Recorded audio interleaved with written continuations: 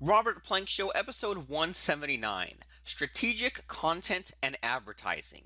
Increase social media presence with Marty McDonald.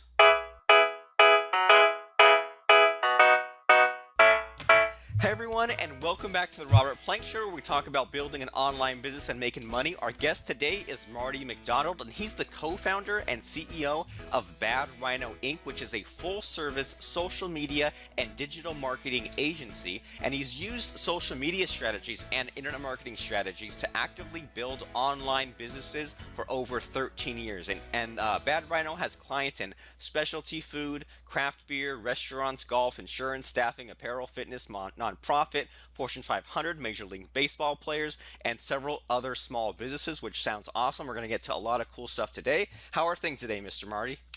Things are going great, Robert. Thanks for having me on. I'm glad that you're on, and the big reason why it's cool that you're on is I'm hoping that you can kind of clear up to me exactly what this social media digital marketing agency thing is exactly. Sure. So you can think of it as, any marketing or ad agency in the traditional sense. And we started Bad Rhino to focus on social media specifically. And that's what we lead with. And it's turned into, a full service digital agency where we have partners that can do website, Google AdWords, you name it, that's lumped into that digital title. And we've been able to service clients in a variety of fields, as you already mentioned. But our main focus is social media. So we're an ad agency or a marketing agency, and we lead with social media. Well, cool, and yeah, like you have all these cool clients and things like that. And could you maybe walk us through one of those and maybe tell us about, whatever, like thinking back, what seems the most interesting to you as far as some kind of client that came to you and they weren't doing social media well, or maybe not at all, and then you went in and kind of jazzed up their marketing for them? Absolutely. So many times that's how they come to us. Either they're not doing anything or they need to kind of change a few things and make their presence better, make everything work a little bit better. So I'll focus on one of those, which was Victory Beer. They were a large brewing company based out of not too far from where we're located. They're based out of Downingtown, and we're based out of Westchester, just outside of Philadelphia. And they came to us, their marketing teams were working on a few things, and they just didn't have the time to focus on social media. They weren't getting the engagement, they weren't getting some of the ads to perform the way they wanted to. So we were an add-on to that marketing department, which is always interesting, where you get to work with people that are doing all facets of marketing. And we were focused in what we're experts in driving traffic and making their social media channels perform better, whether it was building the community a little bit, but they already had that done. Was really focusing on a strategy for them to enhance what they were putting out to their audience. So that's one option that we've worked very well with, is being a bolt-on for larger companies in their marketing department, where we focus on the social media aspect. Some of the other things that we've done are just like you said, they come to us and they haven't been doing anything on social. And one of those would be Blind Squirrel Apparel. And they're a t-shirt company. And we've been with them for almost 3.5 years now, going on 3.5 years. And they came to us and really didn't have much of anything going on social. And we built their community from nothing to close to 14,000 very targeted followers in a targeted community in online gaming and poker. It's a poker brand originally, like a gambling brand. They sold T-shirts and hoodies and a variety of other things.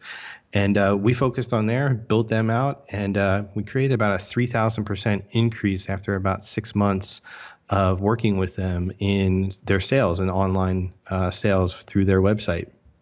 Awesome, and yeah, I'm looking at the as we're recording this, Twitter's under attack, so I can't check Twitter, but I noticed that today. yeah, I mean, things are always in motion quickly with social media, right? But I was able to dial up the Blind Squirrel Apparel Facebook page and the Victory Beer page. And what's really crazy about the Victory Beer in particular is that, I mean, I'm in California, you're in Pennsylvania, and I have three Facebook friends who've been there and checked in. So I don't know if that place is world famous or something, but that's pretty crazy that just like a random uh a random, like beer maker have has all these people that I know have been there, which is kind of interesting. And so I'm looking at this Facebook page for the Victory Beer page. And so I mean, what was kind of your process here? I mean, like you said, they came to you, and so did they have a Facebook page at all, or did you make this from scratch, or kind of what happened with that? Yeah, I mean, Victory is 14th largest, I believe now, craft brewer in the country. So, that's not something that's very small. So they're a larger organization, and they had a social media presence. So we didn't create that from scratch. We had plenty of others that we've created from scratch. So they had a presence. They just needed to get better, and they just didn't have the time to focus and really fine tune their ads as well as their content and be a little bit more strategic about their social media. Okay, and so like, what did that involve exactly? Like, did you say like we're going to uh like have X number of like cool pictures of our customers, or we're gonna have like a picture every X number of days of like this new craft beer they offer, or like what was your plan there as far as the content for this? So some of that, what you just said, was absolutely part of it, but a little bit more strategic. When you are launching a new brand or a new beer, or you're in a different area, you want to have awareness there. So it was mapping things out over 3 and 6 months of where you needed to be from a marketing standpoint to help support sales, to help support the branding piece of it, especially if they didn't know who Victory was.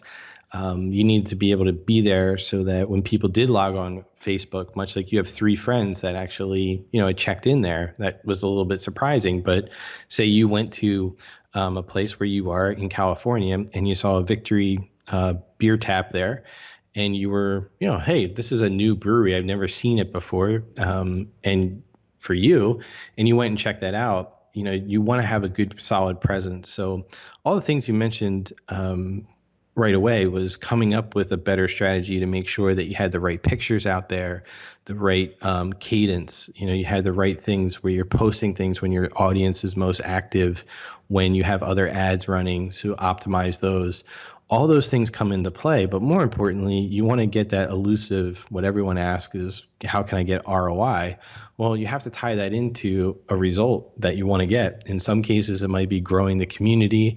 In other cases, it might be getting email opt-ins.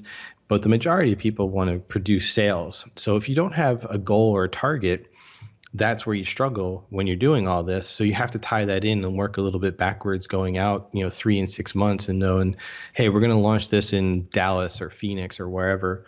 What can we do to support this on social media? And this is the type of beer that we're going to have there.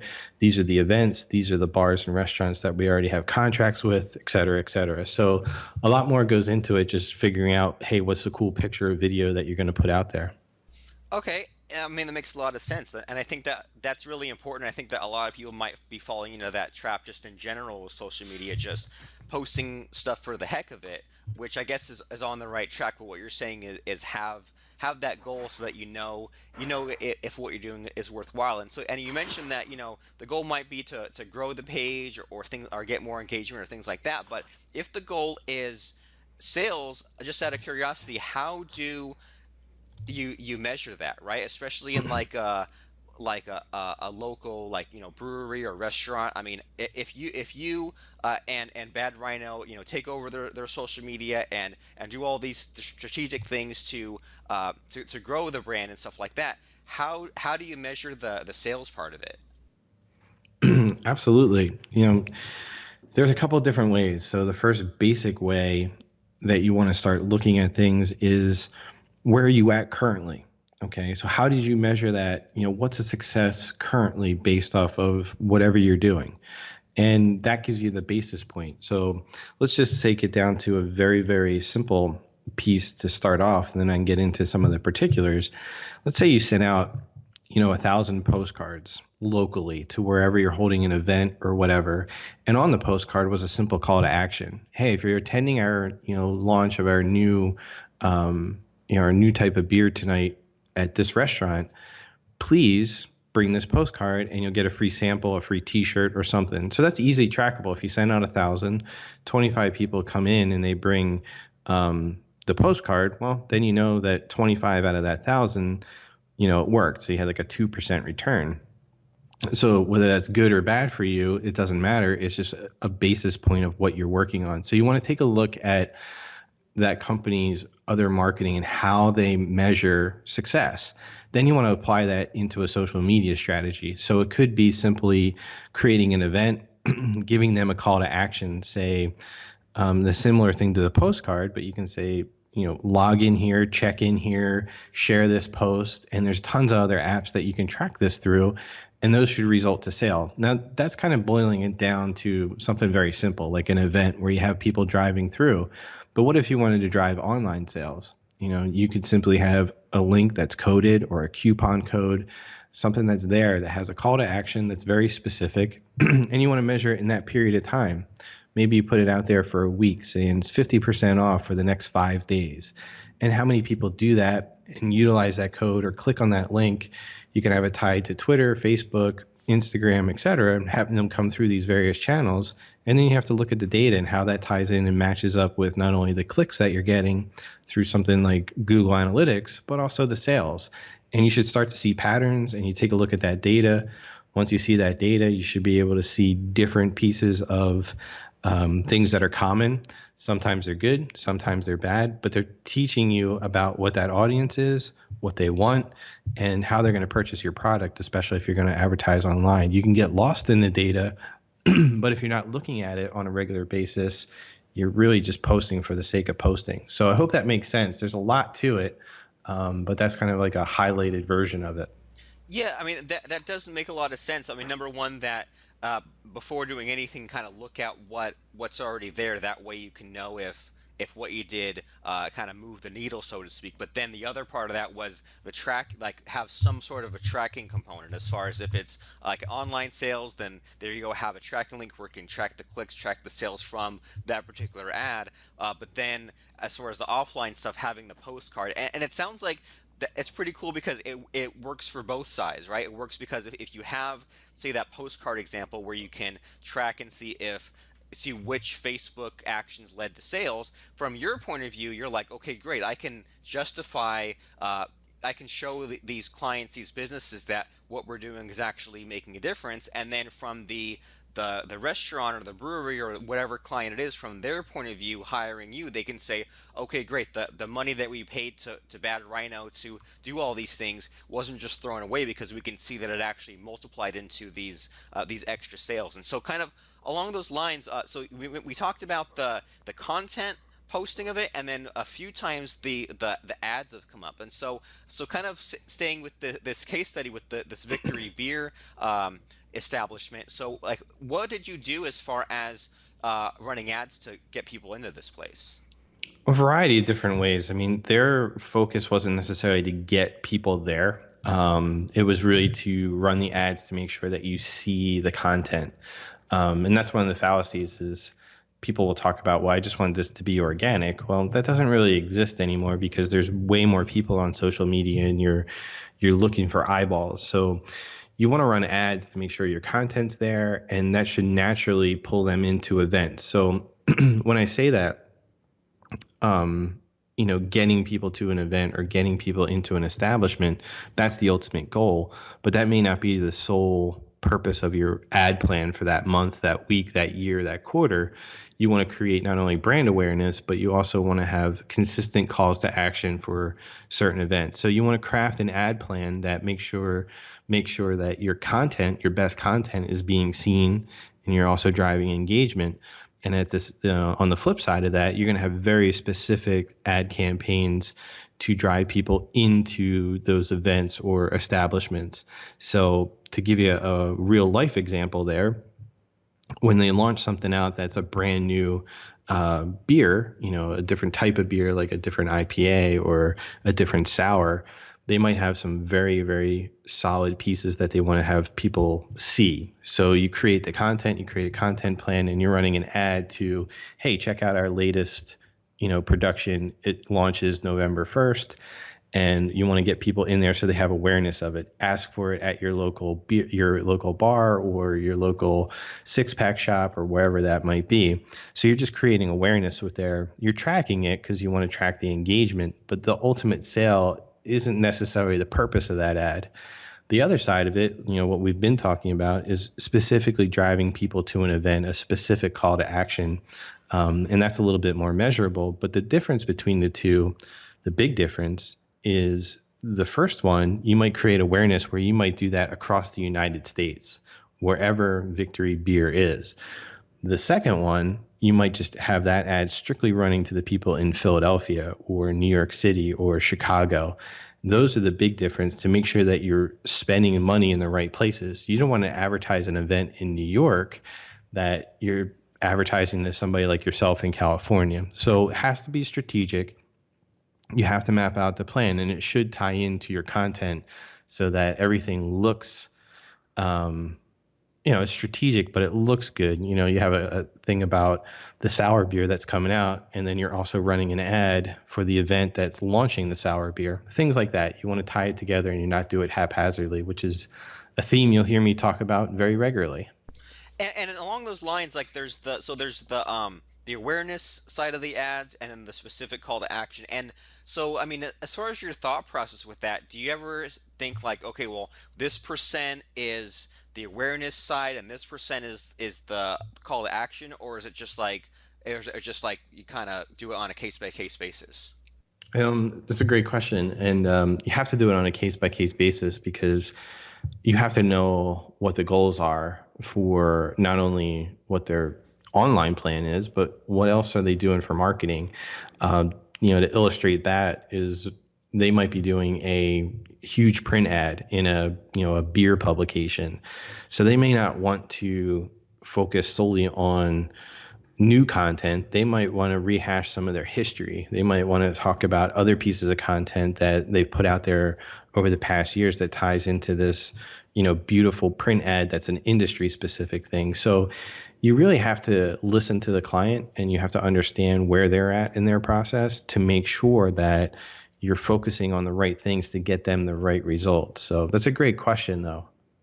Okay, and I mean that makes a lot of sense as far as what you're trying to accomplish here. And so, and I'm looking on the page again, and I'm sort of thinking in terms of like both the content and the ad side of it. And so I'm scrolling through, and there are just like all these like beautiful pictures, right? Like there's one where Hmm. there's the have you tried the fourth installment of our Blackboard series, and there's like a wood block and these beers and like the like oranges and stuff, or like there's a guy like holding up a beer at the outside of the whatever you'd call it, like the brewing tank or something. And so what I mean, what are your thoughts as far as when you're looking at at that blend, I guess, right? Of how do you post something on social media on a fan page that engages them, that's entertaining, but then also gets people to click and buy. I mean, do you kind of know what I'm asking? Like, I don't even know how to word it right, but with the social media thing, it's like you can't always be saying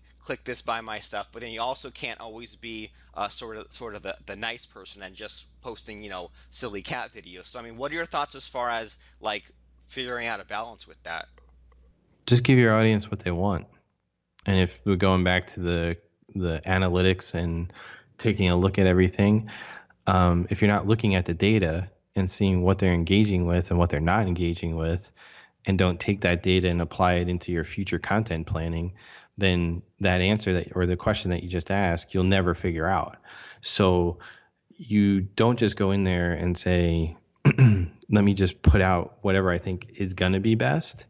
You're going to start there because you can't, if you're starting from scratch, you don't know yet, but you need to listen to what your clients are saying, what your customers are saying offline too, and start building that process with your message, putting those things out there. And if you get something that really works really, really well, that's something that you want to note and make sure that you include something similar in the future and incorporate that into an actual content plan. It's not just slapping up pictures that look really cool or videos that look really good. I mean, that's part of it. But if your audience is not reacting to, a picture, like you said, with oranges on it, then maybe that's something that you don't want to have out there.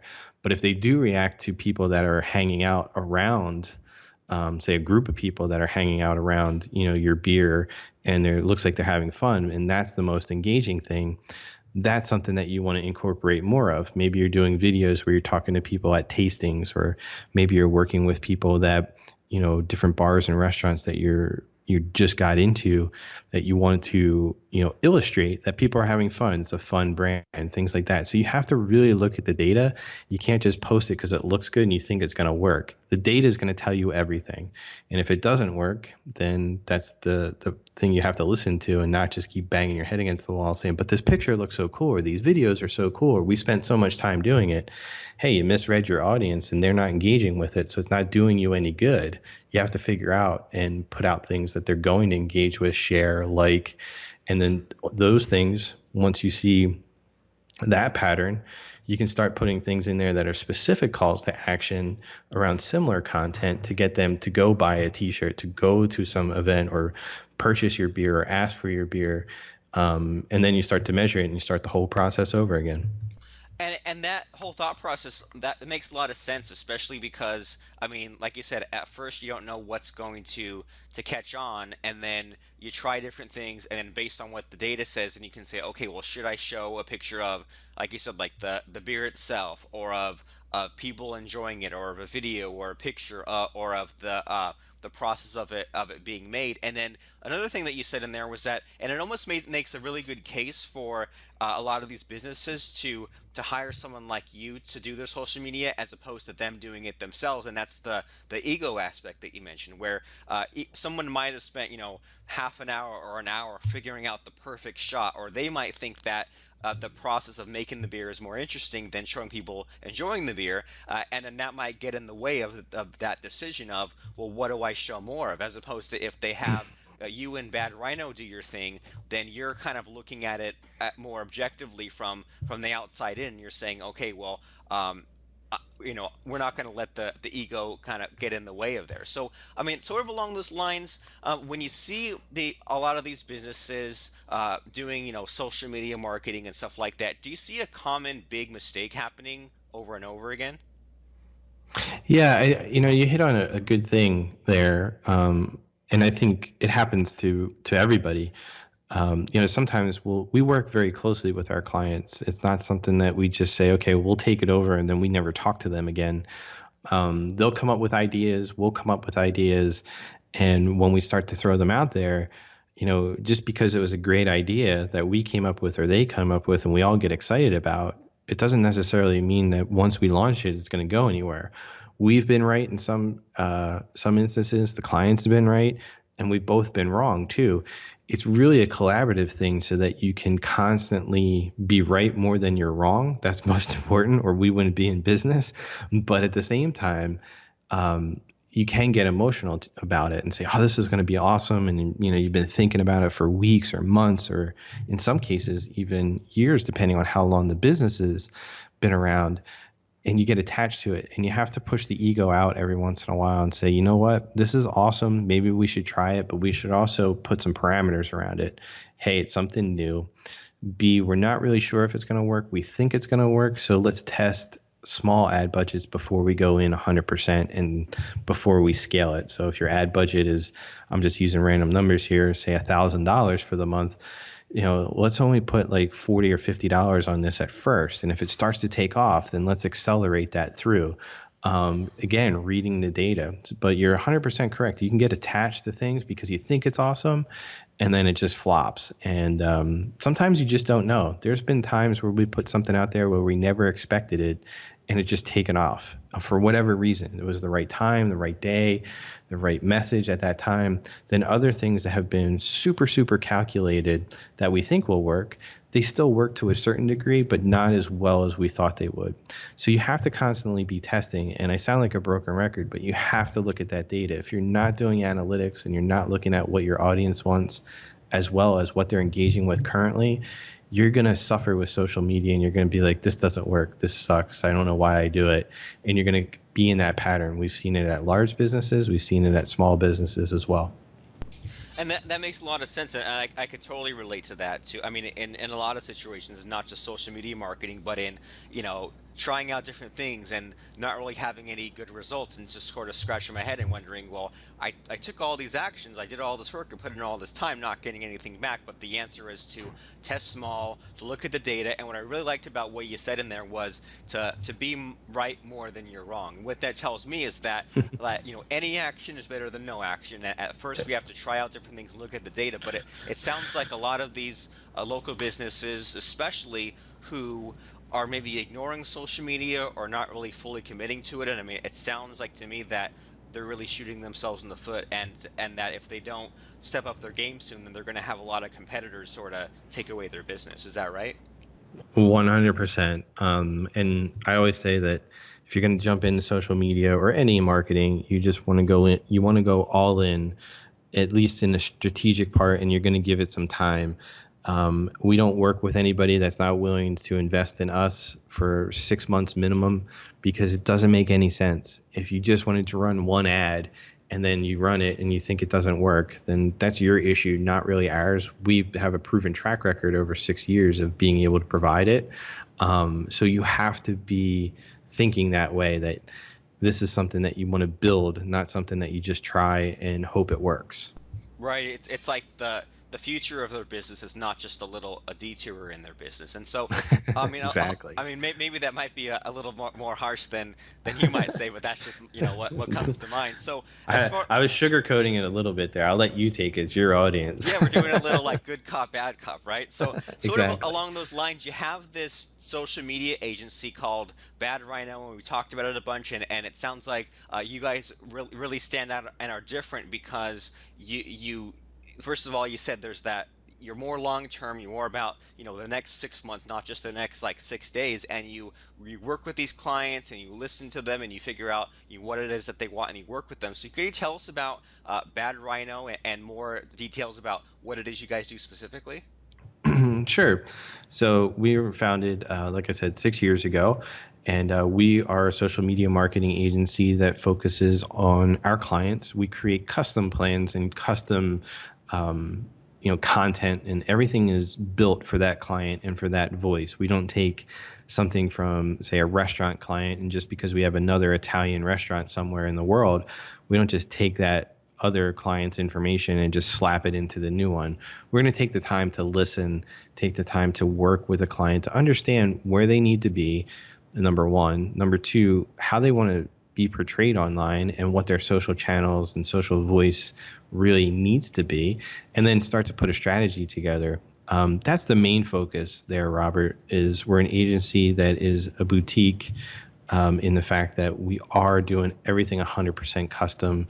We do it all in-house. We want to work for those results with the client. It's a collaborative relationship, and we view it as long-term. Majority of our clients have been with us for years, not just months and weeks. So we're a little bit different in that standpoint. And then ultimately, you want to create things that leave a lasting impact. We work with a lot of nonprofits. We also work with the variety of companies that you listed at the beginning of this interview, and we focus in there on providing something that not only educates them in online marketing, but also helps them achieve the results that they're going to get. So like I said, Bad Rhino has been around for 6 years now. We have a team of people here just outside of Philadelphia in Westchester, Pennsylvania, and we've morphed more into a full service digital agency with partners that do website design, Google AdWords, and a handful of other things that kind of make us a full service digital agency. Awesome. So you do everything, but but you also customize it to whoever that you're helping. And so it sounds like you guys are the good guys. And can you let us know where everyone should go to find out about you, and if they're a local business, to hire you to amp up their social media? Yep. So every interview I do, I give out my email. So if you want to contact me directly, just mention that you're where you heard me. So that's Marty, Marty, at badrhinoinc.com. And Bad Rhino Inc., BADRHINOINC.com is our website. There's a great blog, tons of information about social media in general and our work. And you can contact us right through there if you're interested in working with us. Awesome. And yeah, and that blog is awesome. I was kind of flipping through it before this call started, and I mean stuff about like playing Facebook video on TV, and how Facebook has a new separate app for events. So I mean, like all kinds of cool stuff, and it shows that you guys know what you're doing. And so badrhinoinc.com. And I want to thank you so much, Marty, for coming on the show and dropping all these knowledge bombs about social media and about the things that people are not doing right or should be doing, or what they can do to grow their business faster and better and have an easier time of it. And I think that if any local business is, or even online business, if you're looking to get that social media presence really out there and commit to it, and stop wasting around and stop farting around, then you guys need to go to badrhinoinc.com and hire Marty and his team. So I appreciate you very much, and thanks for coming on the show today. Thank you, Robert. I appreciate it. Great interview. www.robertplank.com/iTunes